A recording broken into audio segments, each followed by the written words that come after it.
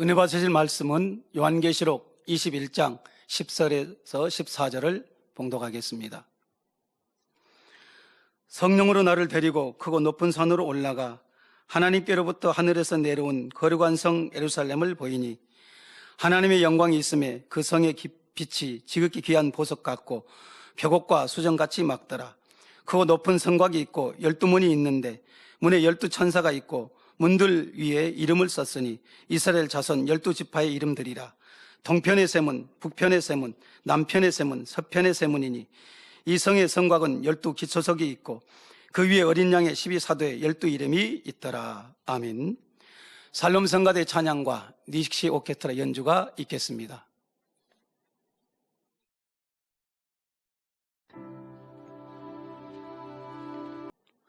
당회장님의 설교 요한계시록 강해 75번째 말씀을 들으시겠습니다. 사랑하는 성도 여러분, 전 세계 및 전국의 지교회 성도 여러분, 지성전 성도 여러분, 전 세계 인터넷을 통해 예배 드리는 모든 성도 여러분, GCN 시청자 여러분, 오늘 본문부터는 새 예루살렘에 대해 사도 요한이 본 것을 본격적으로 기록합니다. 먼저는 바깥에서 본 새 예루살렘의 형태와 빛깔과 느낌, 그리고 성문과 기초석 등을 설명하지요. 새 예루살렘에 대해서는 천국 설교에서 상세하게 다루었기 때문에 중복되는 내용은 간략히 언급하고 넘어가려고 합니다. 물론 중복하여 자세히 증거한다 해도 천국 소망이 마음에 가득한 분들은 지루하다 하지는 않을 것입니다. 어떤 사람이 만약 수십 년 동안 저축을 해서 말년에 자기의 집을 짓게 되었다고 합시다. 평생 자기 소유의 집이 없이 살았는데 이제야 집이 생기게 되었고 그것도 궁궐 같은 집을 짓기로 계획했지요. 그러면 하루하루 기다리는 그 시간이 얼마나 소망이 넘치겠습니까? 땅을 파고 기둥을 세우며 지붕을 올리고 내부 인테리어를 다 마치기까지 얼마나 기대가 되고 두근두근 하겠는지요. 갈 수만 있으면 날마다 둘러서 진행되는 과정을 보고 싶을 것입니다. 만약 직접 갈 수 없는 상황이라면 진행되는 상황을 자꾸 듣고 싶어 할 것이고요. 집이 지금 이만큼 지어졌습니다. 바닥의 재료는 무슨 색깔의 대리석으로 합니다. 방은 몇 개고 방마다 벽지는 이러이러한 색입니다. 정원에는 어떤 꽃과 나무를 심고 있습니다. 이렇게 세세한 것까지도 듣고 싶어하고 앞으로 집안을 어떻게 꾸며놓고 살 것인지 여러 가지 상상도 해볼 것입니다.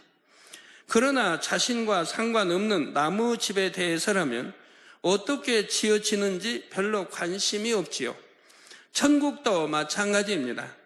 여러분이 정말 자신을 변화시키며 새 예루살렘을 향해 달려가고 있다면 천국에 대한 내용은 들을 때마다 감동이 옵니다.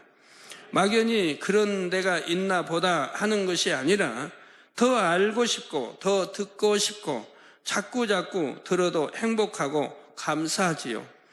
내가 들어갈 천국 집을 더 구체적으로 그려볼 때 이 땅의 고난도 능히 이길 수 있는 위로가 되고요. 오늘도 말씀을 통해 여러분의 마음에 위로가 더하며 날마다 더 성결되며 뜨겁게 충성할 수 있는 능력이 더해지기를 주님의 이름으로 축원합니다. 본문 10절 11절에 성령으로 나를 데리고 크고 높은 산으로 올라가 하나님께로부터 하늘에서 내려온 거룩한 성 예루살렘을 보이니 하나님의 영광이 있음에 그 성의 빛이 지극히 귀한 보석 같고 벽옥과 수정같이 막더라 했습니다. 서울 시내 전경을 보려면 높은 남산 타워 같은 곳에 올라가든지 비행기를 타고 하늘에서 내려다 보면 됩니다. 그런 것처럼 요한은 성령의 감동함 속에 영이 떠서 거대한 새 예루살렘 성 전체를 보고 있지요. 크고 높은 산에 올라갔다는 것은 새 예루살렘 전체를 내려다볼 만한 산이 천국의 어딘가에 있다는 말이 아니라 유구 사람들이 이해할 수 있도록 표현한 것입니다. 그렇게 내려다보니 새 예루살렘에 하나님의 영광이 있다고 했지요. 우리가 어떤 때 하나님께 영광을 돌립니까? 권능을 통해 사람으로서는 할 수 없는 하나님의 능력이 나타났을 때 영광을 돌립니다. 치료받을 수 없는 질병이 치료되고 소경, 벙어리, 안진뱅이 등이 온전해졌을 때, 또 기도를 통해 태풍이 물러갔다거나 심한 가뭄 속에 비가 올 때 영광 돌리지요. 또 악한 사람이 주님을 믿고 선한 사람이 되었을 때, 죄악을 버리고 성결된 것을 발견할 때 하나님께 영광을 돌립니다. 세상의 교양과 배움을 통해 사람의 마음이 선해지는 것은 아니지요. 아무리 학교에서 도덕과 윤리를 가르쳐도 세상은 점점 어두워지고 사람들의 심성은 날로 악해져 가는 것을 봅니다. 더구나 근본 마음의 죄성까지 다 버리고 성결되는 것은 사람의 의지와 능력만으로는 불가능합니다. 하나님의 은혜와 도우심으로, 그리고 성령의 능력으로 가능한 것이지요. 이렇게 하나님의 역사를 통해 자신이 전과 달리 변화된 것을 느낄 때 감격하며 하나님께 영광을 돌리게 됩니다. 죽을 수밖에 없는 영혼들이 구원받아 천국에 이르게 되었을 때도 우리가 하나님께 영광을 돌리고요. 심히 아름답고 자연 경관이나 신비로운 현상을 볼 때도 창조주 하나님의 위대하심을 찬양하며 영광 돌리게 되지요.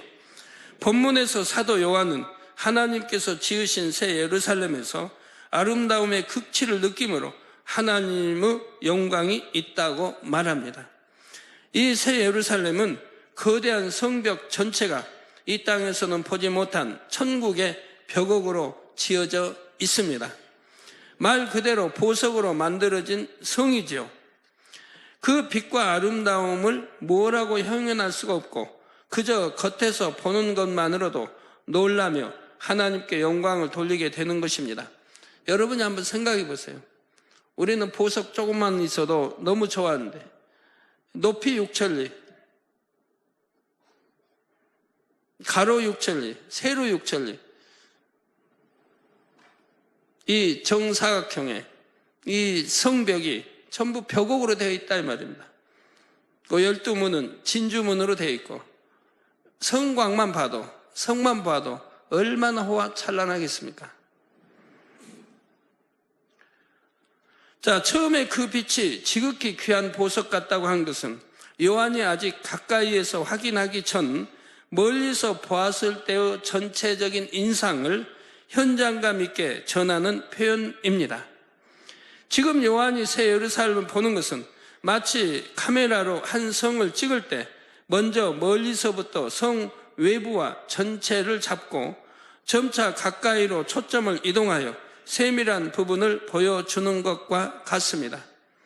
처음에는 멀리서 성 전체의 형태와 느낌을 보고 점점 더 세밀한 것까지 설명하고 있지요. 좀 더 자세히 보니 과연 이 성은 실제로 보석으로 지어져 있는데 벽옥과 수정같이 막다했지요. 벽옥은 푸른 빛이 나는 옥으로서 천국의 벽옥은 이 땅의 벽옥과는 느낌이 전혀 다릅니다.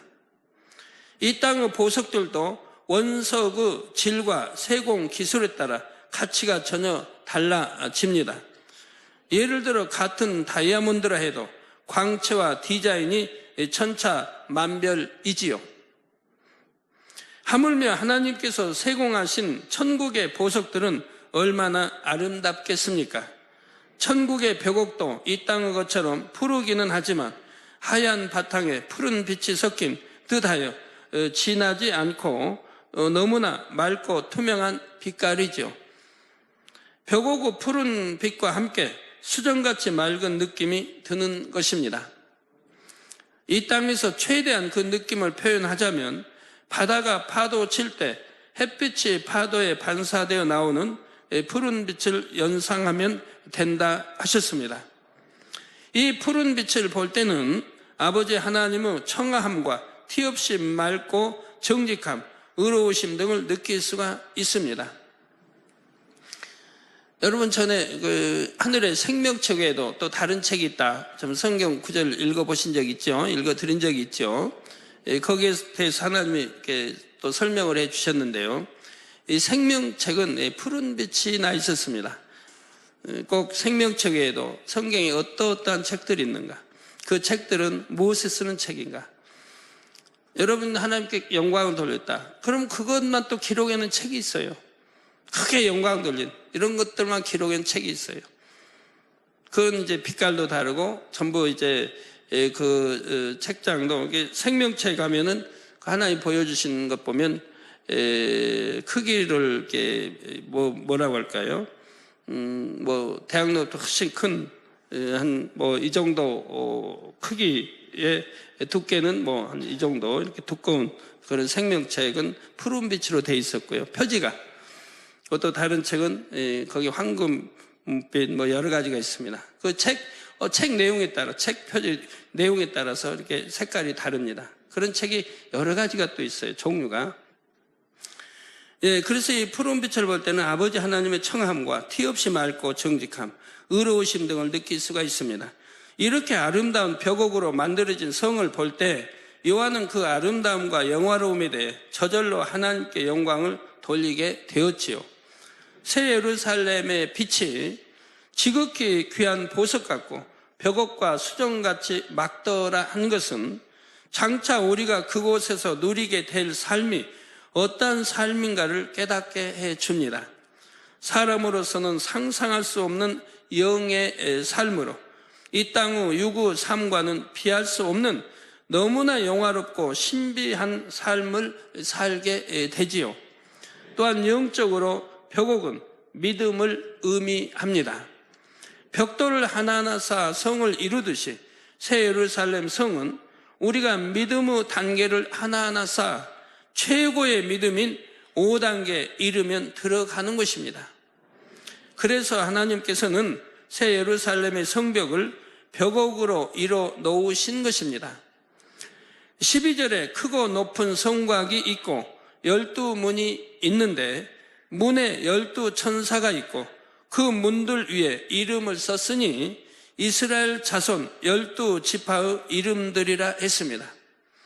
12개의 큰 문에 수문장의 역할을 하는 12천사가 있지요.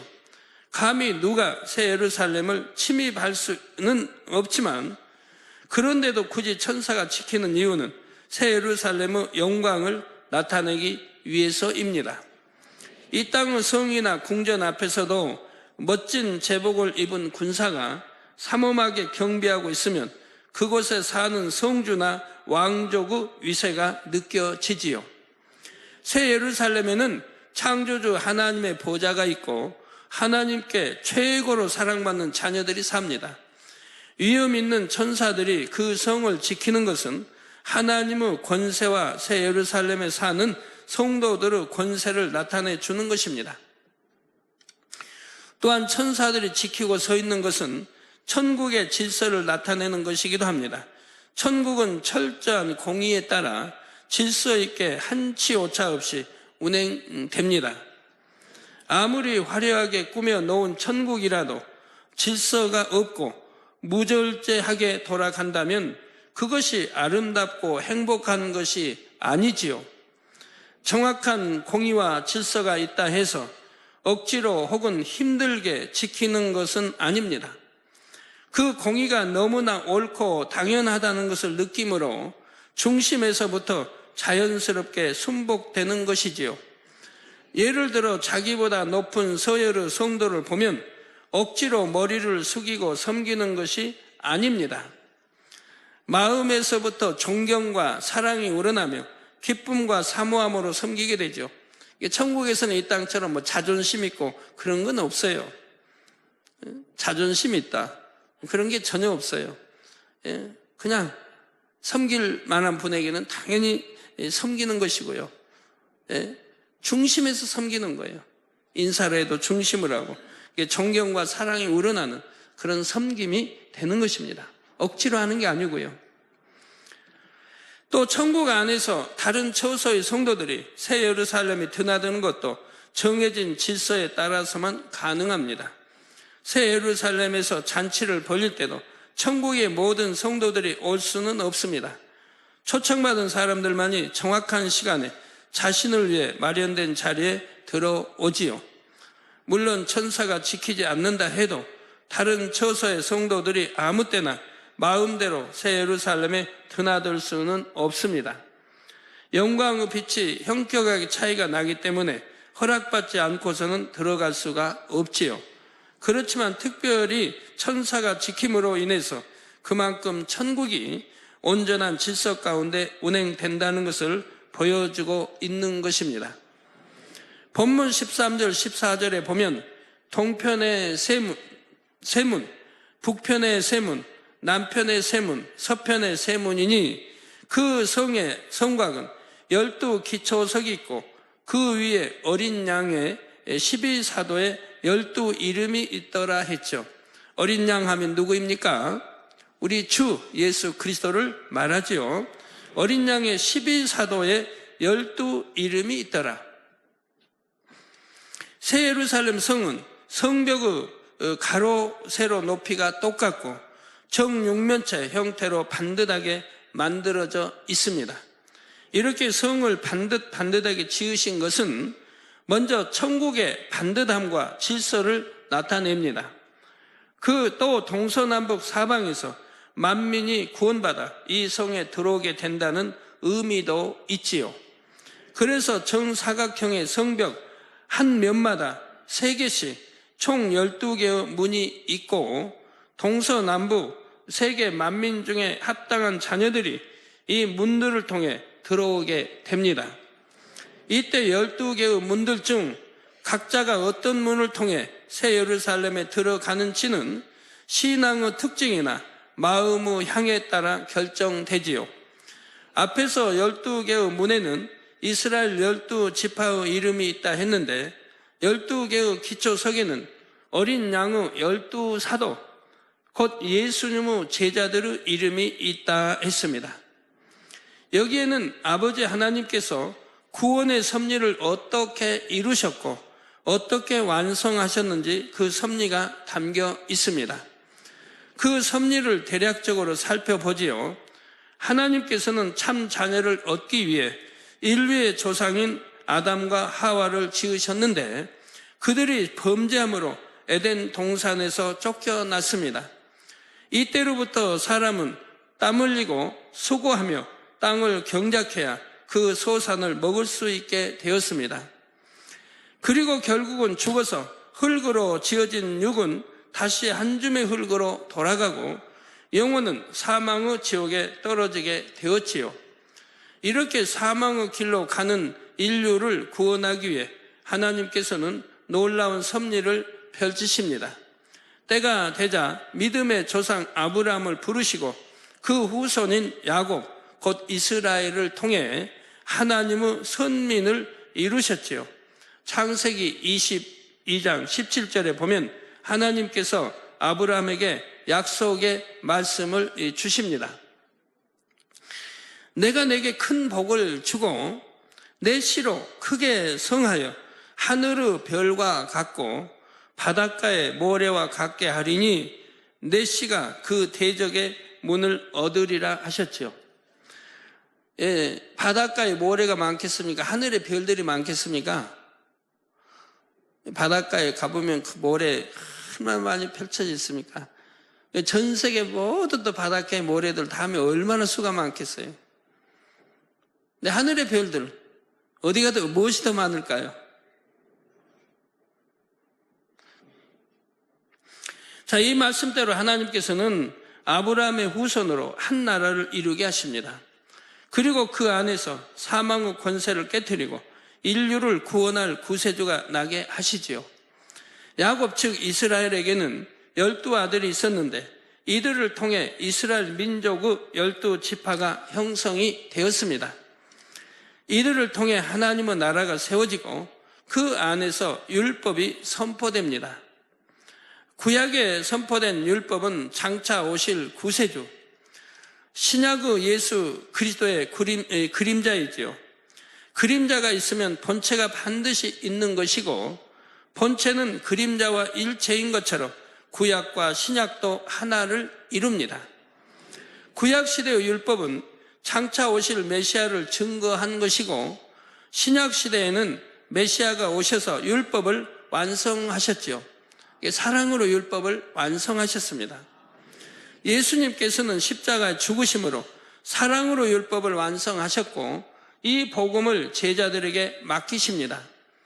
12 제자를 부르셔서 땅 끝까지 이르러 주님의 증인이 되게 하시고 영적인 하나님의 나라를 이루게 하셨지요.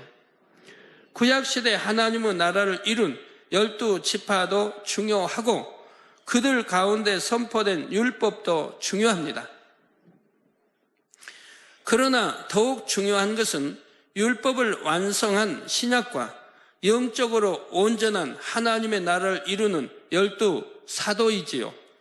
이 제자들은 하나님의 말씀을 지켰고 가르쳤고 행하게 만든 사람들로서 새 예루살렘을 이룬 기초석과 같은 사람들입니다. 그런데 12개의 기초석 중에는 특이한 기초석이 하나 있습니다. 12 사도 중에서 한 사도, 곧 가룟 유다는 예수님의 제자로 선택되었지만 결국은 스스로 배신하여 사망의 길로 갔지요. 나중에 가룟 유다를 대신하여 마띠아라는 한 제자가 뽑혀 사도의 직무를 대신하게 됩니다. 아무리 예수님의 좀 제자라 해도 이렇게 스스로가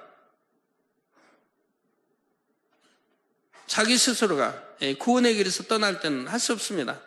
공의입니다.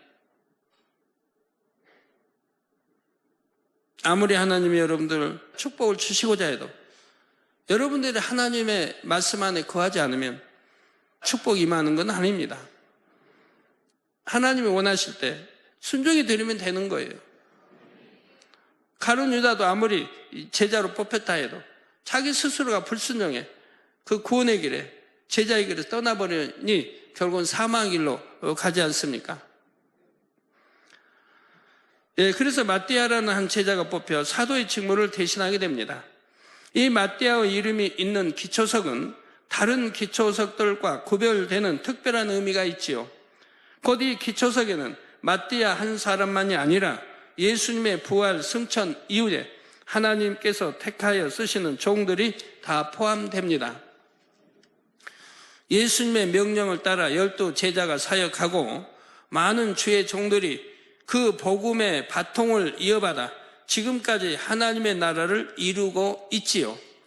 이 땅에서도 릴레이 경주를 할 때 처음 출발한 주자도 중요하지만 바통을 이어받은 사람 하나하나가 다 중요합니다. 마지막 사람까지 다 잘해야만 이길 수가 있지요. 12 제자 이후로 많은 주의 종들이 부름받아 계속해서 하나님의 섭리를 이루어왔고 새 예루살렘을 쌓아왔습니다. 이렇게 하나님의 섭리를 이루는데 동참한 종들은 기초석에 이름이 기록된 12 사도들과 같이 큰 영광을 누릴 수 있다는 것입니다. 그러나 주의 종이나 하나님의 일꾼이라 해서 아무나 이 자리에 들어갈 수는 없습니다. 정령 사도라 불릴 만한 자격이 있는 사람들이라야 하지요. 곧 하나님 앞에서 합한 중심을 가진 사람이며 생명을 드리기까지 오직 순종만 한 사람, 온전히 진리를 행한 사람들입니다. 또 내 가족, 친척, 내 삶, 내 주장을 앞세우지 않고 하나님을 가장 사랑하는 사람들이지요. 마태복음 10장 37절에 보면 예수님께서 말씀하시기를 아비나 어미를 나보다 더 사랑하는 자는, 이 아비나 어미, 부모입니다.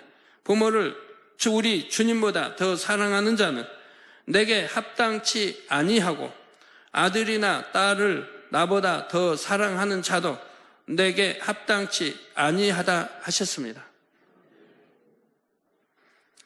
마태복음 8장 22절에는 붙이는 상을 당한 제자에게 말씀하시기를 죽은 자들로 저희 죽은 자를 장사하게 하고 너는 나를 쫓으라 하셨지요.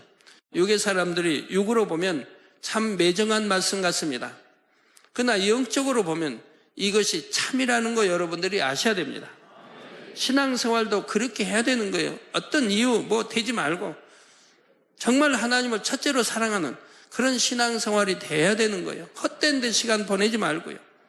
헛된 데다가 낭비하지 말고요. 헛되지 않으면 생명이 되는 영원한 거예요. 우리가 시간도 투자할 줄 알아야 됩니다.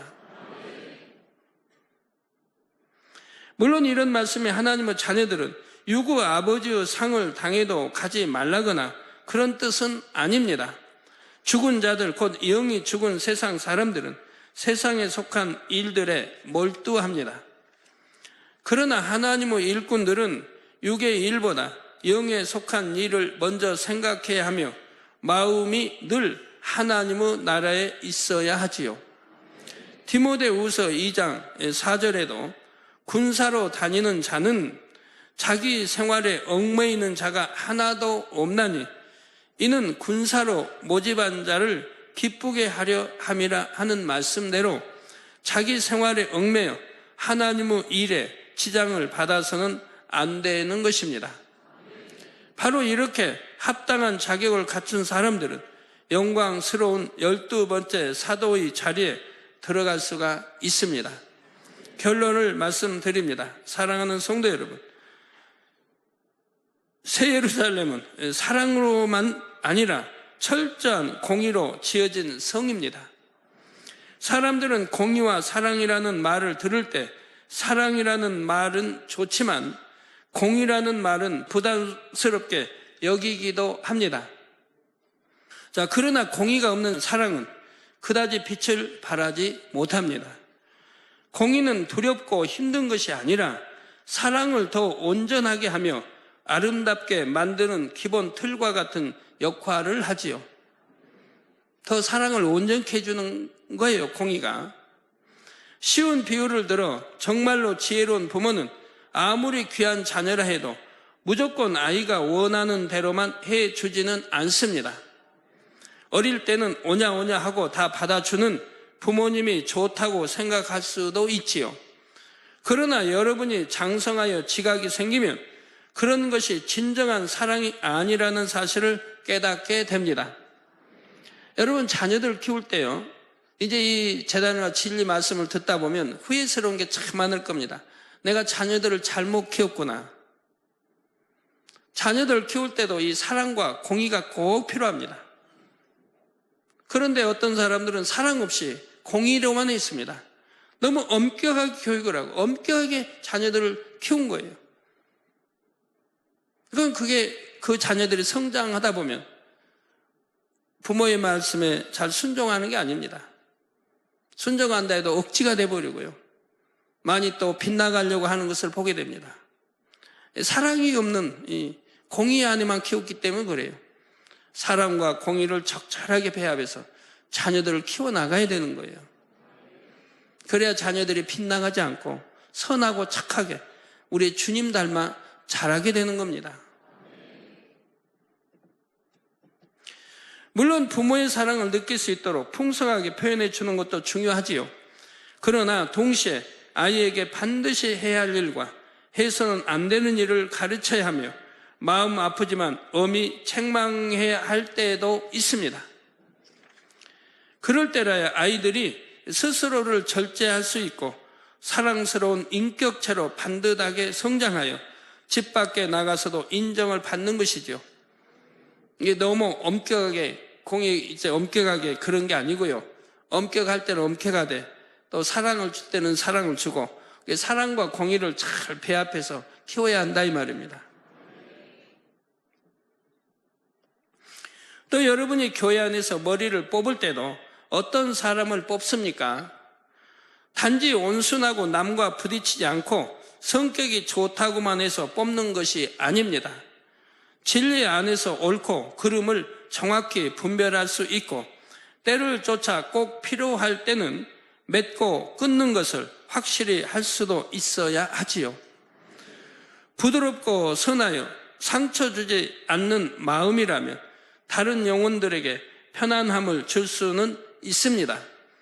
그러나 그 온유함에 반드시 의로움이 겸해져야 영혼들을 진리 안으로 인도할 수 있고 영적인 참 평안을 줄 수가 있지요.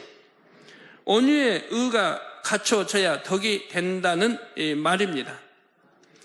여기서도 온유가 사랑의 측면이라면 의는 공의의 측면이지요.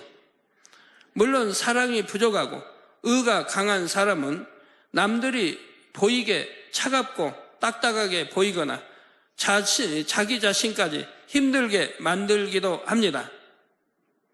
그러나 온유와 사랑이 더해진 공의는 사람을 더 아름답고 존귀하게 만들어 줍니다. 또한 그 의를 가지고 다른 사람을 힘들게 하는 것이 아니라 빛과 어둠을 분별할 수 있게 해주고 그래서 영적인 기쁨을 주지요. 바로 이런 원리가 새 예루살렘 안에 담겨 있습니다. 새 예루살렘은 하나님의 사랑이 가득하고 자유로움과 행복, 평안이 가득한 곳입니다. 그러면서도 하나님의 공의로우신 성품이 곳곳에 배어 있지요. 성벽도 대충 지어진 것이 아니라 반듯한 정사각형이며 처음부터 크기를 정확히 정해 놓으셨습니다. 성벽의 크기에도 12문과 12기초석에도 경작의 섭리가 섬세하게 깃들어 있지요.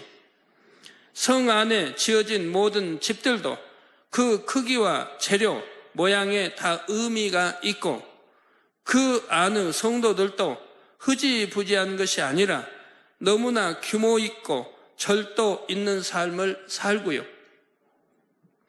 그런 것이 없이 무절제하게 산다면 그 안에 사랑이 있다고 할 수도 없습니다.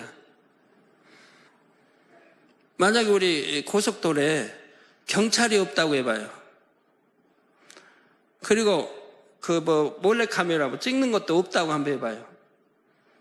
그러면 그게 사랑이고 좋은 거겠습니까? 약자는 참 힘들 겁니다. 강자는 그냥 무조건 쉥하고 달려가고 할지 몰라도 약자는 두렵고 힘들 거예요. 질서도 없고 엉망으로 달리는. 누구는 그냥 200km도 달리고 막 쉥쉥하고 달리고 조그만 차 타는 사람은 100km 달리고 힘들게 버기게 갈 것이고 막 옆에 그냥 쉥하고 달려가고 큰 차도 그러고 아마 엉망일 겁니다. 법이 없다면 그런다 이 말이에요. 자유롭게 마음대로 하라고 해봐요.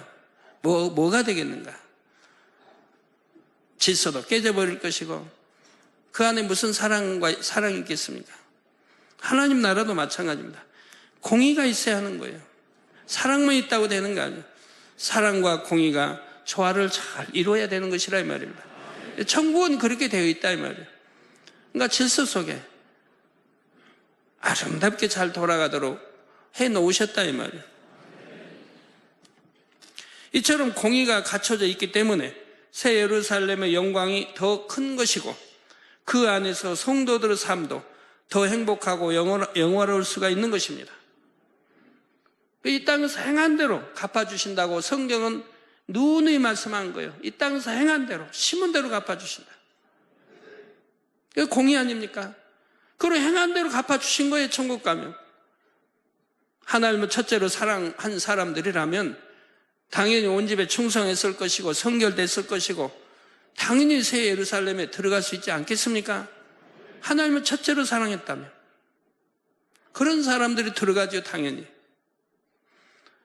그러나 하나님이 그렇게 싫어하는 악을 행하고 죄를 짓는 사람들이라면 당연히 사랑과 공의에 못 들어갈 수도 있고 낙원에 갈 수도 있고 구원받지 못할 수도 있고 7년 안에 떨어질 수도 있고 하는 것이라 이 말입니다. 자, 사랑하는 성도님들은 이러한 아버지 하나님의 마음을 잘 깨달을 수 있으시기를 바랍니다. 공의와 사랑 가운데 온전하신 아버지 하나님의 마음을 닮은 자녀들이 되어 이 성에 들어갈 수 있는 자격을 신속하게 갖추시기 바랍니다. 더 나아가 많은 분들이 12기초석에 이름이 새겨진 사도들처럼 하나님의 경작의 섭리 가운데 큰 공을 세우고 장차 말할 수 없는 영광 중에 거하시기를 주님의 이름으로 축원합니다. 들으신 말씀을 생각하시면서 기도하시겠습니다. 할렐루야. 아버지 하나님 감사합니다. 오늘 아버지 또 세루살렘에 귀한 말씀을 들었습니다. 세루살렘에는 하나님의 영광이 가려져 있고 질서와 아버지 모든 또 모든 것들이 아름답게 아버지 또 비춰지고 그 빛이 아버지 극치를 이루며 아름다우며 보석같이 아버지 또 아름다움으로 또 모든 12기석과 아버지 성이 지어져 있다고 했습니다. 저희들 아버지 더 성결되게 하여 주시고 깨끗하게 하시고 우리도 아버지 그 말씀을 아버지 또 들어서 깨우쳐서 더 아버지 보시기에 합당한 그릇들로 갖춰 나가서 아름다운 천국과 세상을 향해 뜨겁게 달려가시는 복된 성도들이 되도록 축복하여 주시기를 원합니다. 주님 감사합니다. 우리 주 예수 그리스도 이름으로 기도하옵나이다. 아멘. 당장님의 환자를 위한 기도를 받겠습니다. 아픈 곳이나 연약한 곳 위에 손을 얹고 기도받으시고 아프지 않으신 분들은 가슴에 손을 얹고 마음의 소원을 위해 믿음으로 기도받으시기 바랍니다. 할렐루야. 전능하신 사랑의 아버지 하나님, 이 시간 기도받는 모든 성도님들 위해 안수하여 주옵소서. GCN과 인터넷과 화상을 통해 기도받는 지교회와 지성전 그리고 전세계 하나님의 자녀들 위에도 시공간을 초월하여 역사하여 주시기를 원합니다. 믿어지는 믿음을 주시고 부정적인 생각과 의심의 세력을 물리쳐 주옵시며 모든 시험 환난도 물리쳐 주옵소서. 머리부터 발끝까지 오장육부 뼈 마디마디 온몸의 신경 조직 세포 등 아픈 곳마다 성령의 불로 태우시고 근본의 빛으로 역사하여 주옵소서. 예수 그리스도의 이름으로 명하노니 원수마귀 사단 모든 질병 균 연약함아 물러가라. 빛이 여임하라. 모든 불치 난치병도 성령의 불로 태워 깨끗하게 역사하여 주옵소서. 말라리아를 비롯한 모든 풍토병도 물리쳐 주옵소서. 감기, 기침, 열, 몸살, 독감 등 각종 유행성 질병도 다 물러가라. 어떠한 유행성 질병 균도 틈타지 않게 지켜 주옵소서. 위암, 폐암, 간암, 유방암, 자궁암, 대장암, 피부암 등 각종 암과 에이즈, 백혈병, 뇌졸중, 고혈압, 저혈압, 심장병, 폐병, 위장병, 당뇨, 부인병, 피부병, 갑상선 질환과 모든 염증도 깨끗게 하여 주옵소서. 소아마비, 중풍, 관절염, 디스크도 온전케 하여 주옵소서. 요통, 두통, 신경통을 비롯한 모든 통증은 사라질지어다. 간질, 자폐증, 우울증, 조울증, 노이로제 등 모든 정신질환도 물러가라. 모든 마비된 것도 풀어지고 일어나 걷고 뛸지어다. 눈도 잘 보이게 하옵시고 귀도 잘 들리게 하여 주옵소서. 소경은 눈을 뜨고 기머거리는 들으며 벙어리는 말할지어다. 각종 사고, 후유증도 깨끗게 하시고 부러진 뼈도 붙여 주옵소서. 화상 입은 것도 온전케 하옵소서. 화기야 물러가라. 열도 물러가라. 아버지 흉터도 나지 않게 역사해 주시기를 원합니다. 마약을 비롯하여 각종 약물과 독극물 중독도 깨끗함을 입을지어다. 죽은 신경과 세포가 살아나며 죽은 자도 살아나게 하여 주옵소서.